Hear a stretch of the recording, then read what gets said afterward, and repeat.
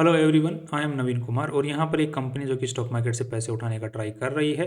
Company का नाम है सोलेरियम ग्रीन एनर्जी। ये इस कंपनी का लोगो है और कंपनी का जो आईपीओ 6 फरवरी से 10 फरवरी के बीच में खुलने वाला है।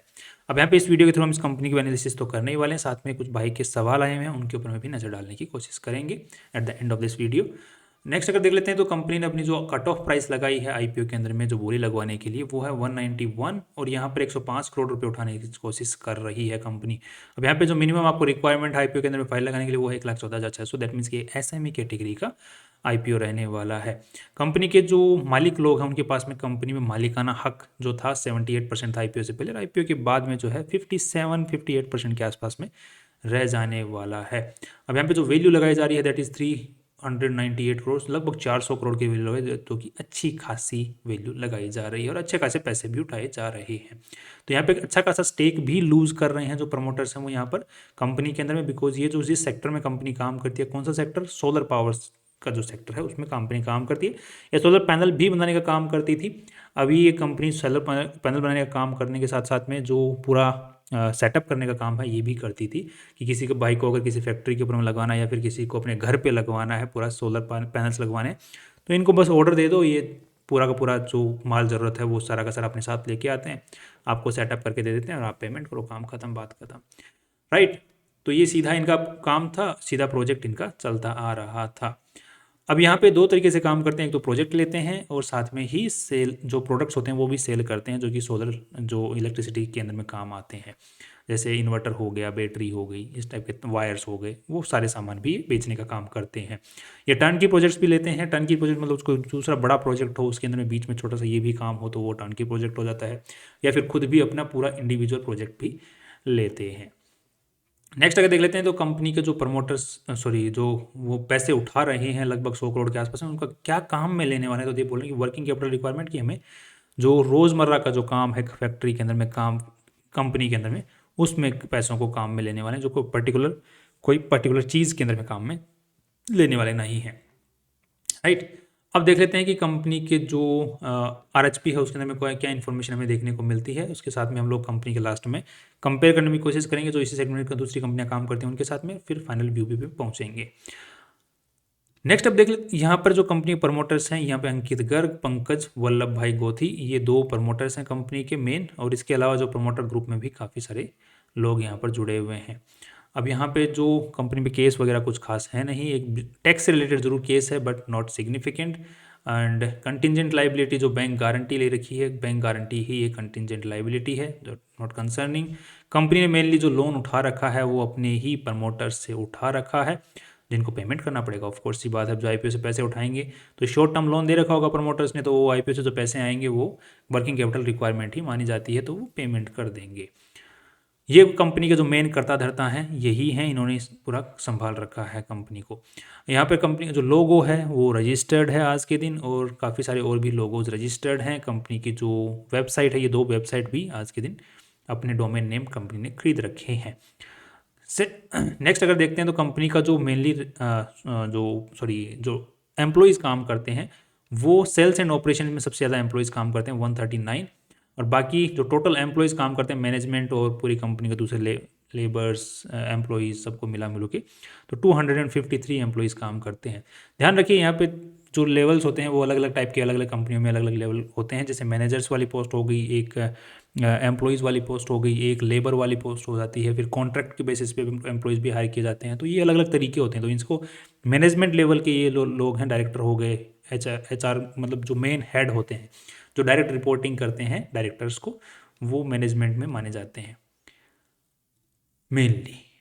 नेक्स्ट अब देख लेते हैं कि कंपनी प्रोडक्शन भी करती है, खुद के प्रोडक्ट्स भी बनाती है। तो यहाँ पर कंपनी बोल रही कि हम पैनल बनाते थे बट ये जो पैनल बनाने का जो काम है उसको हमने बंद कर दिया है, बिकॉज हमारे जो पैनल्स हम लोग बनाते हैं, जो कि हम लोग शीट नहीं देखते हैं, वो सोलर प्लांट वाली जो ब्लू कलर की जो शीट आती है जिसमें धारियाँ बनी रहती हैं, तो वो बनाते थे बट उसको हमने काम को बंद कर दिया, बिकॉज उससे जो इलेक्ट्रिसिटी जनरेट होती है वो कम इलेक्ट्रिसिटी जनरेट होती है, जो कि हमारी जो गाइडलाइंस हैं जो इंडिया की गवर्नमेंट की तरफ से कि इतनी इलेक्ट्रिसिटी तो बननी ही चाहिए आपके पैनल के थ्रू, तो उस स्टैंडर्ड को हम मीट नहीं कर पा रहे थे, जिसकी वजह से हमने वो प्रोडक्शन बंद कर दिया है, क्योंकि हम लगा तो सकते हैं, बेच भी सकते हैं, बट प्रॉब्लम ये है कि गवर्नमेंट की सब्सिडी स्कीम्स होते हैं उनके अंदर में हमारे पैनल्स काउंट नहीं किए जाते हैं।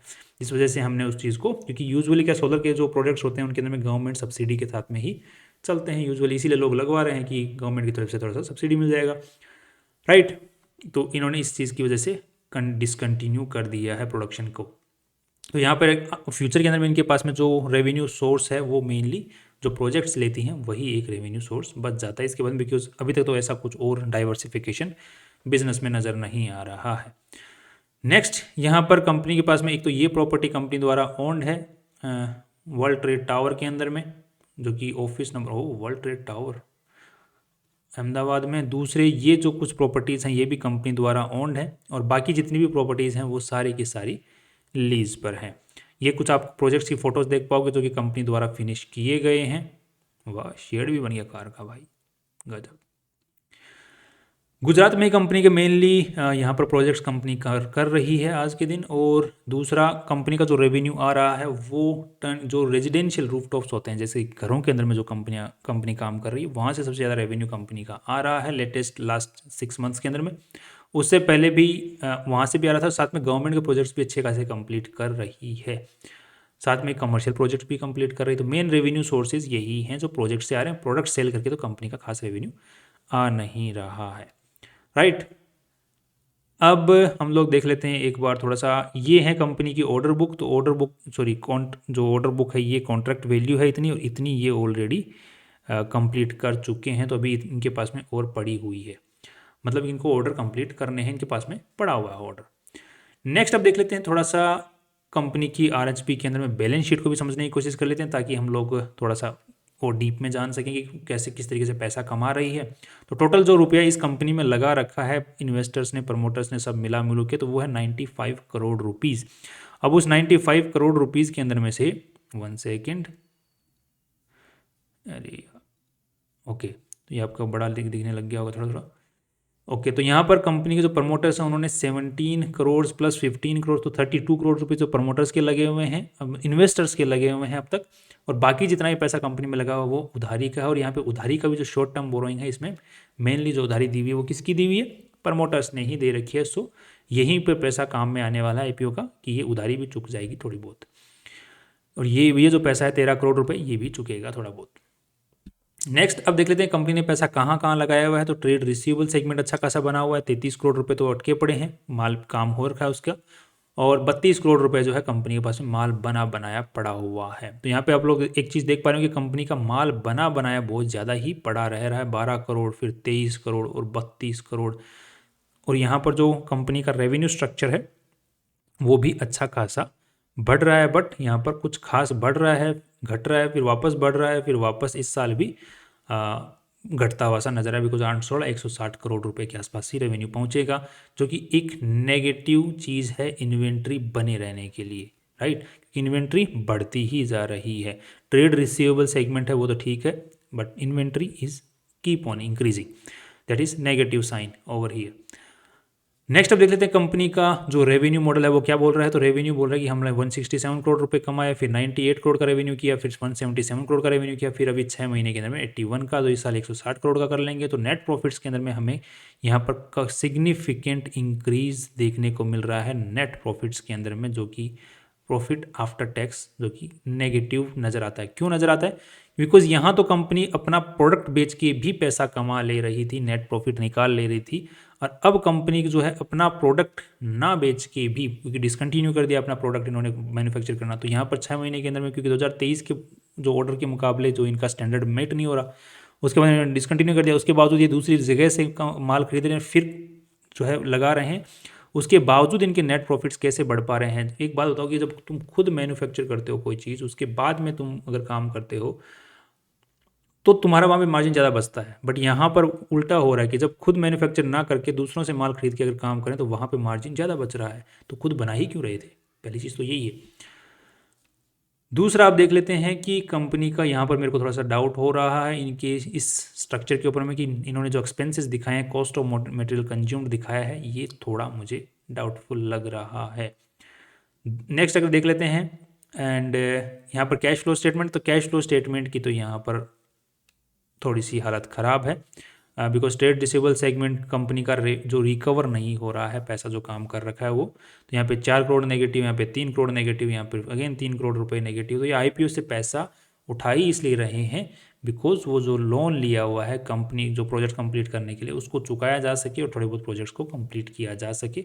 तो I am again a little concern कि ये जो आज हालत कंपनी में बनी हुई है ये आफ्टर द आईपीओ अगेन बन जाएगी, तो यहाँ अगेन पैसा उठाएंगे, अगेन बन जाएगी, अगेन पैसा उठाएंगे। और ये जो पर्टिकुलर सेगमेंट है इसमें बहुत बड़े बड़े प्लेयर्स घुस चुके हैं अब तक, अब इस वक्त तो यहाँ पर मार्जिन बचा पाना काइंड ऑफ थोड़ा बहुत नहीं बहुत मुश्किल हो चुका है। दैट टू उस जब आपके स्टैंडर्ड ही मीट नहीं हो रहे प्रोडक्ट्स के, खुद मैन्युफैक्चरिंग ही नहीं कर रहे हो, राइट।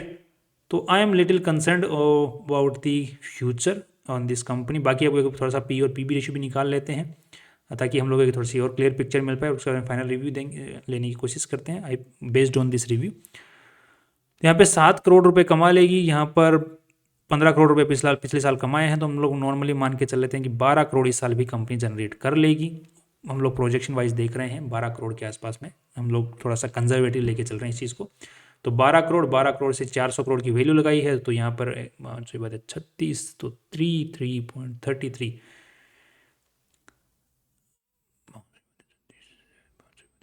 ओके।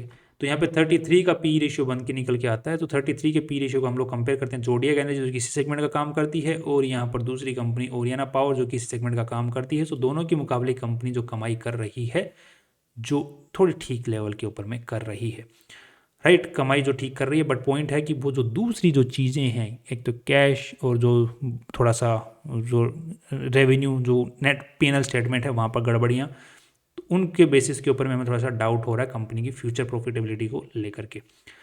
नेक्स्ट अगर देख लेते हैं पीबी रेशियो की आज के हिसाब से नेटवर्थ के हिसाब से क्या वैल्यू लगाई है, तो यहाँ पर आज की जो नेटवर्थ है कंपनी की 33 करोड़ और यहाँ पर 105 करोड़ रुपये और उठा रही है। तो ये हो गया हम लोग एक्सपेंसेस हटा उठ के 130 करोड़ मान लेते हैं। तो 130 तो यहाँ पर 3 का पीबी रेशियो निकल के आता है। तो 3 का पीबी रेशियो यहाँ पे 7 का है और यहाँ पर 8 का है। तो नेटवर्थ के हिसाब से कंपनी ने अपनी जो वैल्यू है वो ठीक लगाई है, कमाई के हिसाब से जो वैल्यू लगाई है वो इतनी ठीक मुझे नहीं लग रही है।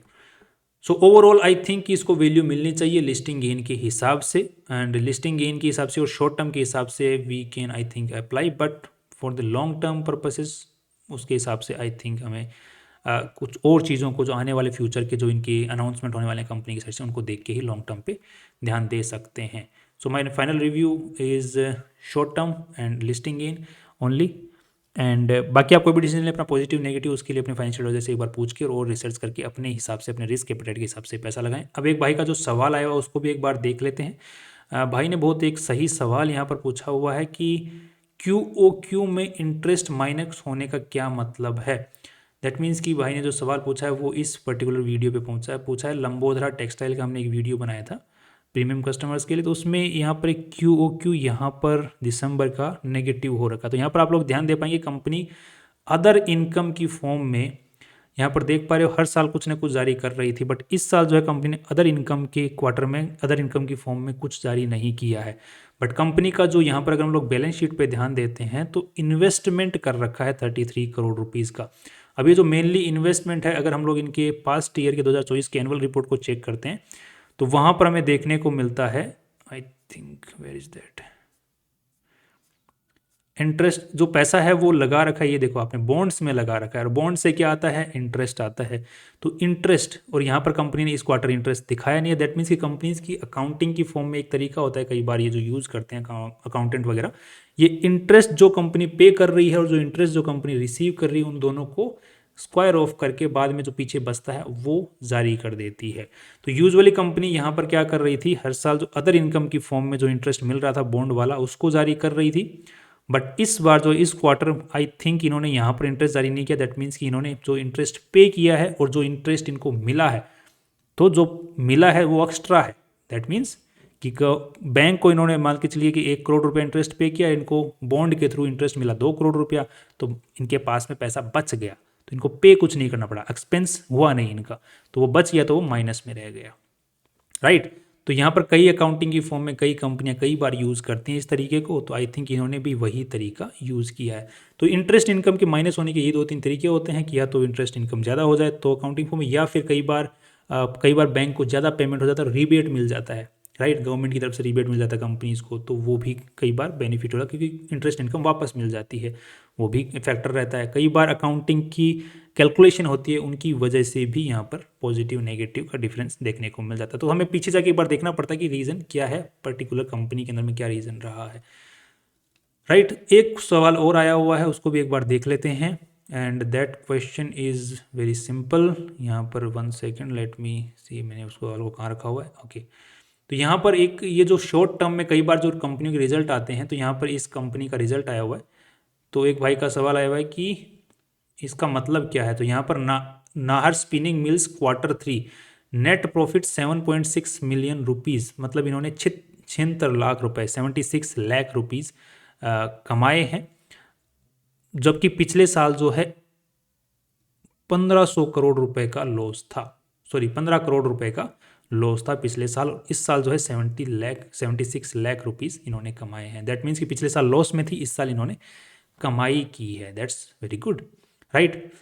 और यहाँ पर अगर आगे देखते हैं तो वर्सेज, मतलब जो पहले लिखा हुआ वो इस साल का डेटा है, और जो वर्सेज इसके आगे जो लिखा हुआ है वो पिछले साल का डेटा है। और यहाँ पे YOY का मतलब क्या होता है, क्वार्टर ऑन क्वार्टर, मतलब कि इस क्वार्टर दिसंबर क्वार्टर है तो क्वार्टर ऑन क्वार्टर मतलब सितंबर क्वार्टर के कंपैरिजन में जो पिछले वाला सितंबर क्वार्टर था। और YOY का मतलब है कि दिसंबर 2024 का मतलब कंपैरिजन चल रहा है, तो वो दिसंबर 2023 के साथ में कंपैरिजन चल रहा है, YOY, राइट। यहाँ पे क्वार्टरली ही कंपैरिजन चल रहा है, बट यहाँ पर YOY लिखा जाए मीन्स दिसंबर 2023 के साथ में कंपैरिजन दिसंबर 2024 के साथ रिजल्ट के साथ कंपैरिजन हो रहा है, राइट। और QOQ अगर यहाँ पर होता दैट मीन्स कि जस्ट पीछे वाले जो क्वार्टर उसके साथ में कंपैरिजन हो रहा है। तो यहाँ पर अगर रेवेन्यू को देखते हैं तो यहाँ पर 800 करोड़ इन्होंने कमाए हैं, राइट। 8,000 करोड़ का रेवेन्यू है यहाँ पर देख रहे हो 7.5 का बिलियन का है, दैट मीन्स कि रेवेन्यू बढ़ा है।